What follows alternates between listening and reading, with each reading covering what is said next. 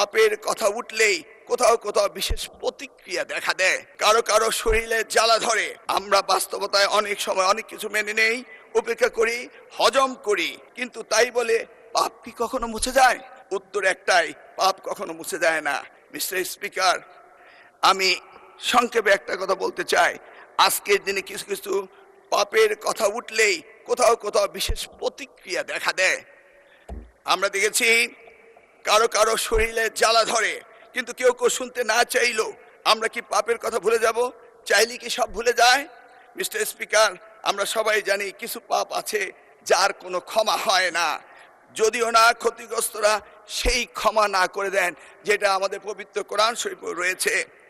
আমরা বাস্তবতায় অনেক সময় অনেক কিছু মেনে নেই, উপেক্ষা করি, হজম করি এবং কম্প্রোমাইজ করি, কিন্তু তাই বলে পাপ কি কখনো মুছে যায়?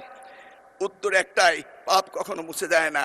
সত্যটা হলো, এই জাতির ইতিহাসে সবচেয়ে বড় পাপের ঘটনাটি ঘটেছিল 1971 সালে। 54 বছর পরও জাতি তা ভুলে যায়নি। তার প্রমাণ 2026 সালের 12 ফেব্রুয়ারি আজকের এই মহান সংসদে আমরা এসেছি। সুতরাং এই পাপের কথা আমরা ভুলে যাব না, বরং প্রজন্ম থেকে প্রজন্ম আমরা এই পাপের কথা বলেই যাব। মাননীয় স্পিকার, মিস্টার স্পিকার, পরিস্থিতি আমি যা বলে শেষ করব তা সারা দেশের আমার অতি আদরের সোনামণিদের জন্য বলবো, তাদের উদ্দেশ্যে বলবো, এই তোমরা কেমন আছো? লেখাপড়া করছো তো? লেখাপড়া করতেই হবে।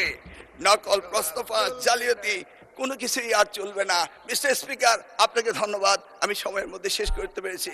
আল্লাহ হাফেজ। ধন্যবাদ মাননীয় মন্ত্রী।